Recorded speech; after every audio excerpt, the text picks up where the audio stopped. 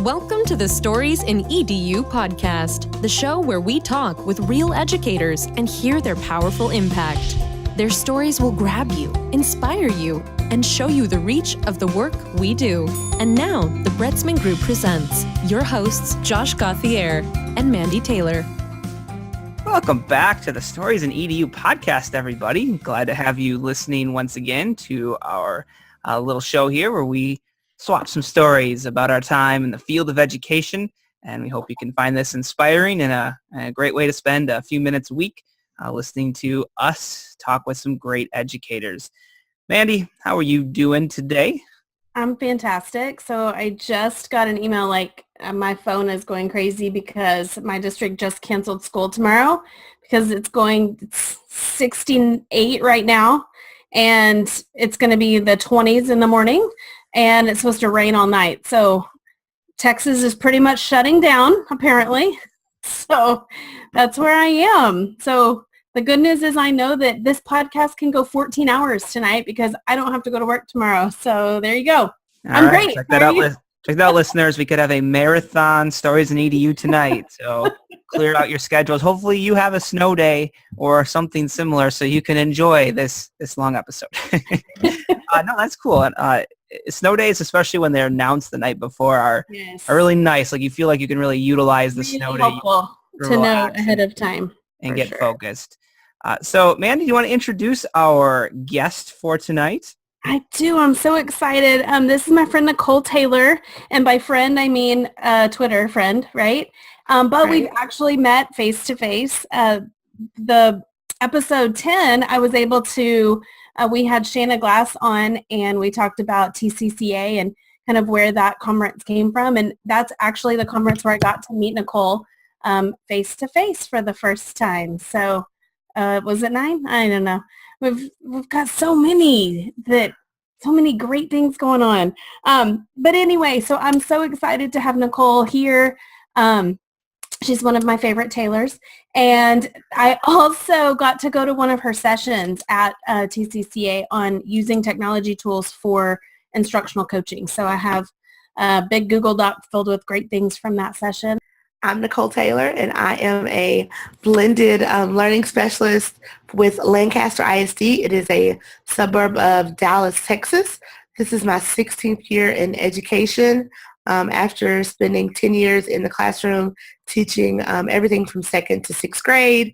I was an instructional coach for 4 years, which kind of included, everything from pedagogy to content to teaching with technology, knowing when to teach with technology, which was a natural, my next role as a blended learning specialist was just a natural progression. And this is my 2nd year in that role, and I absolutely love it. I work with elementary school students and our 6th grade center, so I get to work with teachers and students from pre-K through 6th grade to help them with all things digital teaching and learning.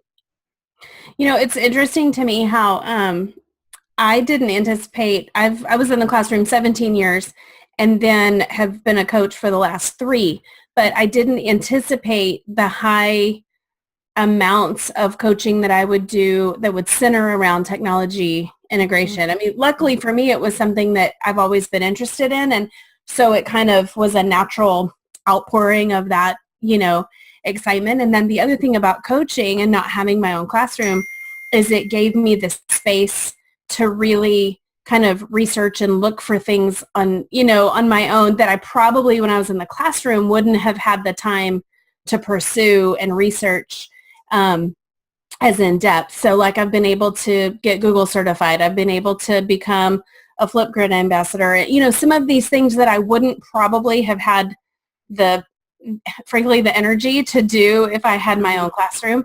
But I'm still getting to, I hope, impact kids and teachers through that different role, but it's not so much now, this is what we do, and then we're going to do technology. It's just such a part of everything we do now. Right. And, that's kind of what we're finding if we can utilize it in right ways and really help teachers learn how to use it effectively and efficiently where they don't feel like it's an add-on, but it's just kind of this seamless part of the process, you know. So I'm interested to hear some of the things that you have to say about that, because I'm still learning. You know, my title doesn't include that, and so but it kind of does. So I'm just kind of interested in that perspective. And I just think good teaching is good teaching. I think, Right. you know, long gone are the days where we could send the kids down to the computer lab to go to the computer teacher to learn about whatever. Right. Or to learn about that cool Microsoft Word or the Google. Now, if you really want to, you know, you really want kids to be connected outside of the classroom. You want them to share their work, and not just students, but as educators. And I heard you mention, you know, Google, you know, getting Google certified and just reaching out to other teachers for learning opportunities for yourself so that you can be better for your students. It just has to be embedded in everything that we do. I really found my last 2 years as an instructional coach, you know, when I would hit brick walls, you know, when teachers needed something that I couldn't give, and that was something where I really had to learn, you know, to be reflective and be transparent and say, hey, I don't have the answer, but let me jump on Voxer and see if someone in this group can help me, or hey, let me get on Twitter and let me see if someone can help me. And I just think just my last 2 years as an instructional coach, that's kind of where I saw the same thing that you're seeing, that hey, you know, if I really want to be able to help teachers, we have to model for them and actually help them to embed technology into their everyday teaching and learning. It's not just something extra or something that the smart kids get to do when they're done with their work. It really has to become a part of the teaching and learning that takes place every single day in your classroom. Well, and it's so funny. You were talking about being a blended specialist. Is that the title? Right. Or Blended learning specialist, So we have a team that is kind of piloting blended learning at our campus. But my son's middle school has just gotten a new principal, and they are really trying to make big changes very quickly, kind of moving to some blended platforms. And so it's been really interesting watching that process from his perspective, because the truth is the kids know so much. And I think that's part of the resistance with some teachers, is that they don't want the kids to know more about something than they know, because it puts them in this very, they don't want to look like they don't know. And I get it. Like, I understand that perspective. But, you know, like my son used some blended, used Google Classroom and stuff as an elementary student in 4th and 5th grade. And then, so he didn't in 6th grade and 7th grade, because they just weren't doing it yet. And now in 8th grade, like, he came home one day and he's like, Mom, I mean, I'm so happy they're trying, but like the feed is a mess, and the stream and where they're posting assignments. And it was cute because like he was giving feedback on the process. And I kept saying, honey, they're learning. Like, aren't you excited that your teachers are trying something new? And he was, and we got to have that conversation. But it was interesting how the kids can just pick, you know, it's all they know. It's all they know. And so for them, they're not having to learn something new. They're just, you know, they're figuring it out. They Google it, they look, they see, they talk to their friends, you know. So it's been interesting seeing it from that different perspective. I agree. And one thing I heard you say that stuck out is that it is kind of uncomfortable for teachers because this is like a total shift. Right. You know, now we're teaching kids and we're supporting teachers and teaching kids in a way that we did not learn. Right. Because, you know, like back in the day, I'm not that old, but back when I was, I'm not old. In elementary school, like the teacher was the know-it-all. The teacher knew everything. And so long gone are the days where you come in the classroom and the teacher knows everything. Kind of just that my last 2 years as an instructional coach, my one of those years I said, hey, I miss kids. I need a class pre-AP or 6th grade pre-AP math class. And those kids, I really volunteered to teach them, but they taught me. Right. And that was really where I made that shift. And oh my God, like I don't know everything. I had one student, Halal, I will never forget.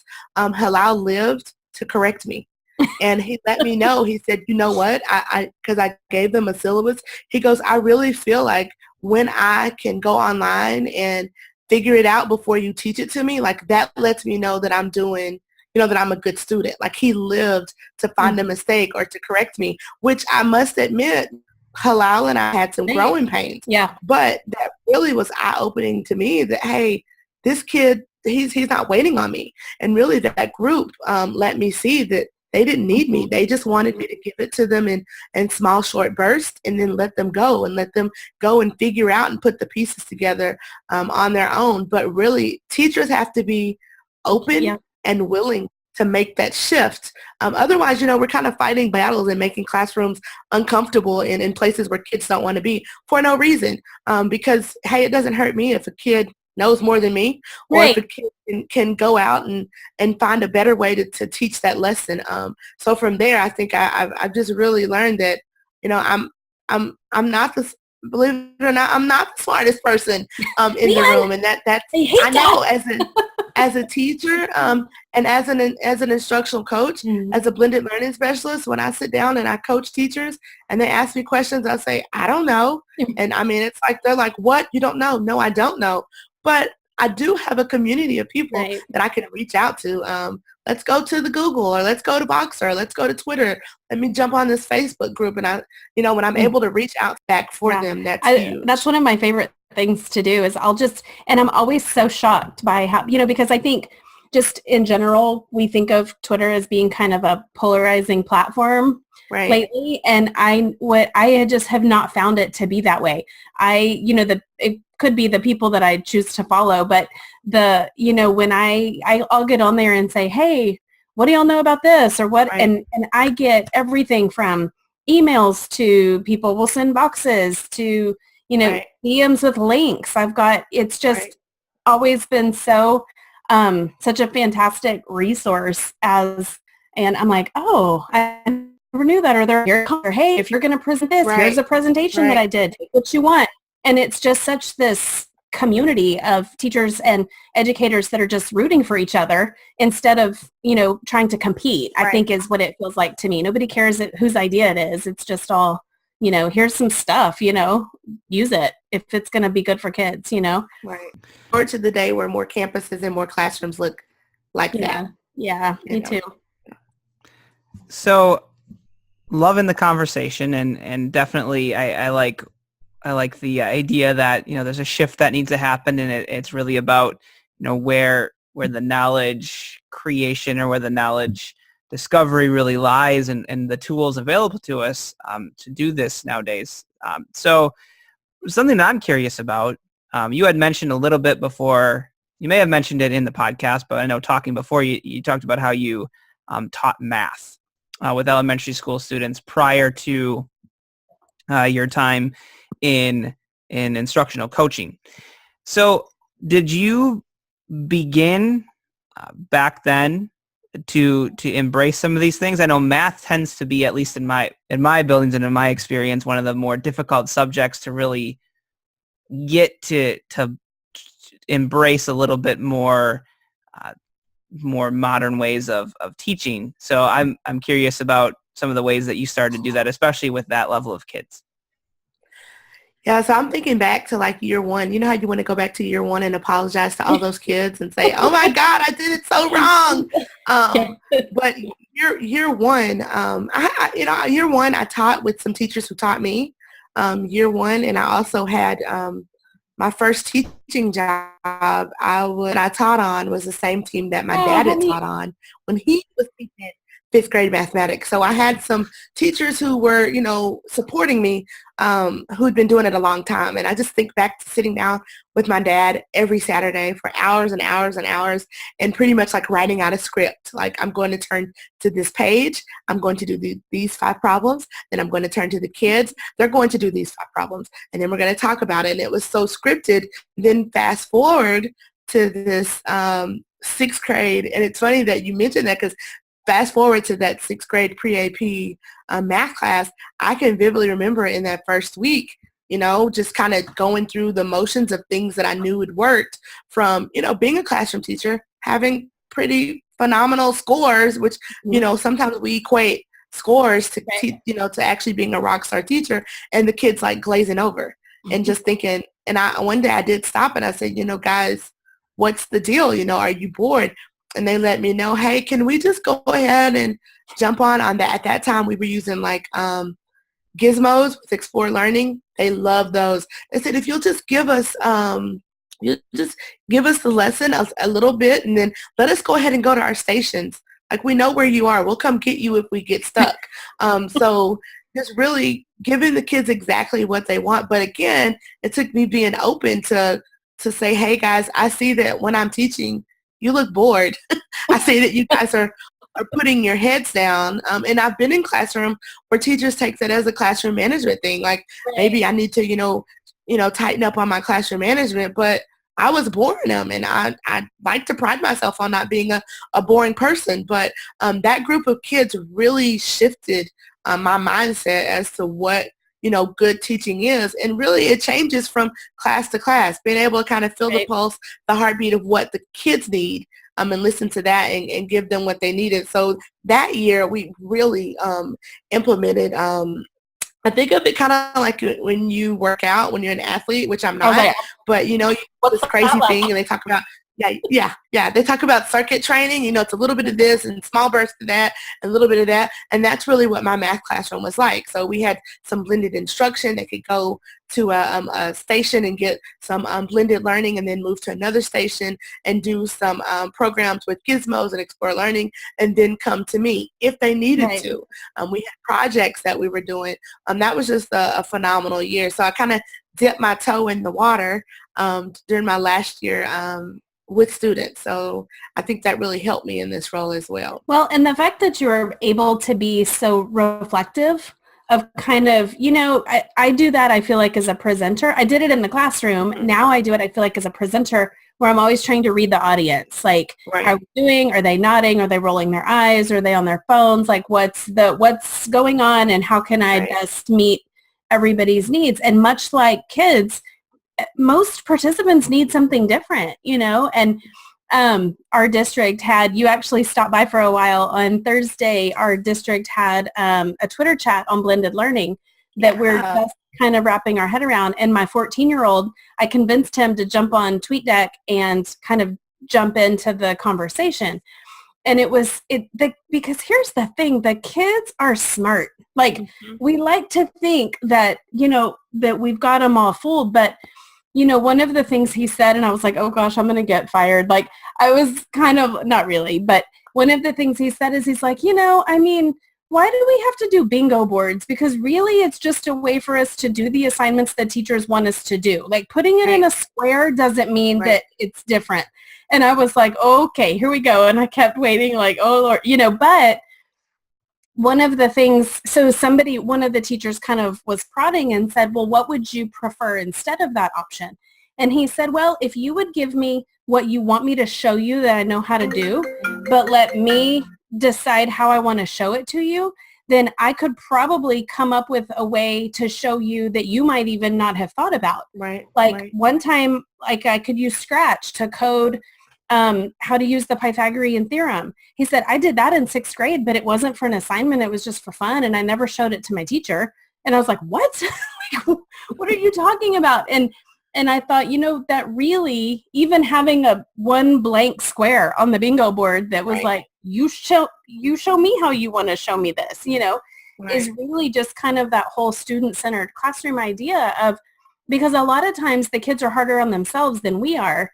They'll come up with something that's way more profound than maybe we would even ask them to do. So I love the way that you kind of said, I read the classroom, and then I was able to just ask the kids, because it's taking a very vulnerable posture to ask for feedback, especially from middle school kids. We both have 14-year-olds. One thing I'm interested in, which, I know how 14-year-olds are, their moods and stuff, but caught my son on a couple good days over Christmas break, and I asked them, they are so tied to social media in their cell phones. So I've asked them, how are you guys using your cell phones in class? Like, how, Snapchat and Instagram, and how are you guys using that? And he said, we're not. But he did say, I would love to be able to just respond to my teacher on Snapchat, or, do this and just send it to to my teacher via Instagram or what have you. So that's one thing I'm really interested in is because the kids know how to use it. And Right. I've seen some conversations on social media about teachers who take up phones at the door and, are so against it. It's like, why? Like, they're already there. They're already using it. Like, you know how hard it is to just get an open door with kids that age? Like, that's Right. an open door. And we just have to figure out a way to walk through it and make it relevant and marry with our content. Yeah, for sure. Well, I mean, it's one of the most fun things is now that Parker's old enough, we do that. We communicate, he sends me Instagram posts that are funny. He sends me funny things on, and I would much rather, after reading Jennifer Casa Todd's book on social media, like I would so much rather be a part of that with him Right. than him feel like that's something that is separate from our relationship, because then I run the risk of not knowing about his life that way, or he'll send me something. He sent me a screenshot the other day of something that made him uncomfortable. Like somebody had been it's not as major as I'm making it sound, but he didn't like it. He screenshotted and sent it to me. And I thought, if we didn't have that open relationship regarding even just phones and social media and things like that, he wouldn't do that. He would have tried to hide that from me. Right. So the fact that we could then have a conversation about how to respond and what to do and how to, I think you're right. I think they've got these tools, and what better way to help us, for us to help them learn how to kind of navigate it. So, and to use it for learning, because that's what they're going to be doing, Definitely. Sure. And think about the bond with your son and my son, Paul, also. Like, he sends sends me crazy stuff and his dad funny stuff. But just think about the bond with you and your son. Think about the bond between a teacher and students. When students can actually follow you on your social media and see, that's the one thing when I have former students who are like, when they move on to high school and they're following me and they're like, oh my God, like, you really do learn in your spare time. Like these, the reading and the things that you were talking about, like, you do this in your spare time, or they get to see my kids as they grow up. Think about like those bonds that can also be formed with teachers and their students. So I actually had a parent I saw at the mall a couple weeks over the Christmas break.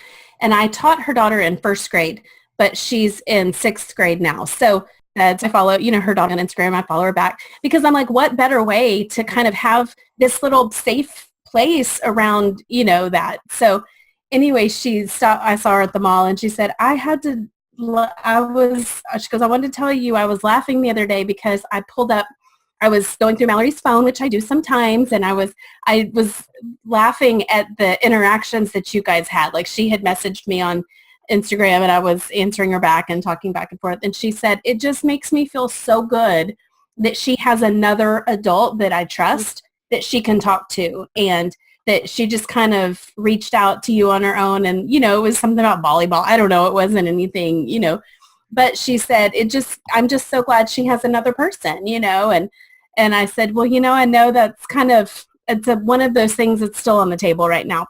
People don't know what, I said, but for me, I'm as many positive people as we can get around these kids, And she said, no, it meant a lot to me that, you're still there. And she goes, how much that relationship, she was 6 when you had her when you taught her, and she's 11 or 12 now. She said, that's interested in her life and cares about her. And then she also probably watches what she does on social media because she knows you're watching,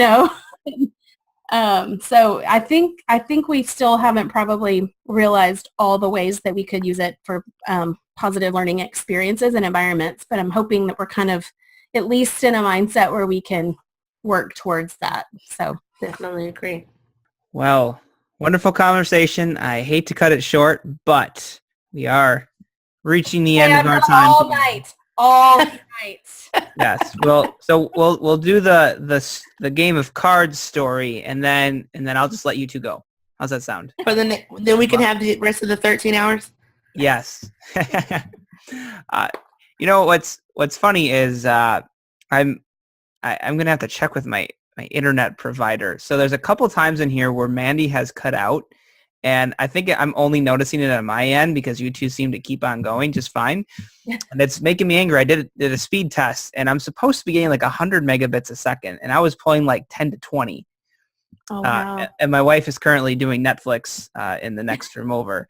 But I should be able to do this, and like I shouldn't be pulling, 10, 20 when I'm paying for the other amount. So I'm a little cranky because like I know it's going to affect the audio of this when we're done. I'm like, no, like should be fine. Anyways, that's not your problem. That's my problem. But just felt I needed to vent. Thank you, company that should remain nameless. That probably 90% of the people in the country have. Have to have. All right. So as common, our regular listeners to the show will know, we're going to do our game of stories now, the Bretzman Group Game of Stories cards, 52 great prompts for you to use with your colleagues about things related to education. So our card for tonight is video conference. Tell a story about how you and or your students have video conference with other classes, experts, or people who added to the experience of your class. What tool did you use, and did you like it? Mystery Skype, Google Hangout, 2 cans and a string. That's Jason. It's quite the sense of humor. All right, and as we started this with the last episode, we have a timer now. We're trying to keep it to a minute because the first few episodes we did this with, we probably had our lightning round of what should be 3 minutes go about 15. So we're trying to... Nothing about me is lightning. Me either, but I'm going to try. I'm going to try. Well, I think I can. Now he throws a timer up, so it feels like you're actually on a game show. Yep. Oh, no. Okay. I'm ready. Yep. And you're going to be the first one. So we read Teach Like a Pirate by Dave Burgess. Loved him before reading this book, but volunteered his time to do a Google Hangout with teachers on the campus where I was an instructional coach. And because really I was pushing the teachers to make connections outside of the classroom. It was great to see the connection that he was able to make with those teachers and all of the questions that they had in the book, maybe things that they tried, that they needed to tweak, that they needed some help on. Like he was right there and available for us to reach out to him. The best book study ever. Being able to really show teachers like the power of making connections outside of our school and outside of our district. And that was my Google Hangout story. And I still have 5 seconds. Nice. And you I'll started take 'em. 5 seconds in. I'll take them. Yeah. Nice. Nice. Mandy wants your seconds. You can have them, Mandy, because we're friends. All right, Mandy, go ahead. Well, kind of Google Hangouts has kind of been what I've used too. I've also been really impressed with this Zoom platform that we kind of use for we use it for podcasting, but one of the specific ways I was able to use a Google Hangout was to connect with another instructional coach in my district. So, I'm the only person with my job description on my campus. And so sometimes I feel a little bit isolated when I want to, need to vent or ask a question or something like that, because I try to be really careful of, what I say or how I process through with teachers. So I just jumped on Google Hangout with another teacher in our district, and she was able to ask me some things, and I talked to her, and she was like, why don't we do this all the time? And I was like, right, it's so simple. It's free. It's just such an easy tool. And I think we need to use it a lot more for classrooms, for teachers, for being able to reach out that way. You're getting good, Mandy. I practice. We're all capable of learning, and you're showing that, which is wonderful. Learning to shut up. I'm working on it. I didn't mean for that to sound harsh. I know you didn't. It's fine. I'm just joshing you because it's what I do. Okay. Josh. Yeah. Cute. You're so cute. All right. I guess it's my turn. Okay. So I also like to use Google Hangouts in the classroom. So just going kind of longitudinally from back when I was in the classroom to now as a coach, I was able to connect with and bring in a computer programmer once, which was really neat. Really cool experience for my kids to be able to talk to somebody who's out there and has done the work. And then slowly and surely it learned and improved how to run one of those in my classroom to get more kids involved. And I actually had one of the local universities in high school class I was teaching. The admissions people hung out in and answered questions about the admissions process. Well, that's neat. As well, which is cool. And at my current school, we've just had neat experiences. We did a whole school-wide Google Hangout with the author Stuart Gibbs, which was neat. So that was awesome. And then when we run our TEDx event, the live stream is over YouTube and it's in all the classrooms so they can watch it, which is neat. All right. Well, once again, Nicole, I just want to thank you for taking some time out of your life to chat with us for a little bit. I hope you had fun. I did. Thank you so much for the opportunity. I mean, where else can you hear the word longitudinally mentioned in casual conversation? Exactly. The other word I like to use a lot is matriculate. And okay. And guess how I use it. How? I like the word matriculate. I use it when I'm driving. And my wife doesn't even bat an eye anymore when I mention it. We're driving along. We just went down to Chicago this weekend and a little busier, and I, trying to think ahead to moves. I'm like, hey, I need to matriculate over to the right lane to be able to make my exit. So. Don't be that person, Michael Scott.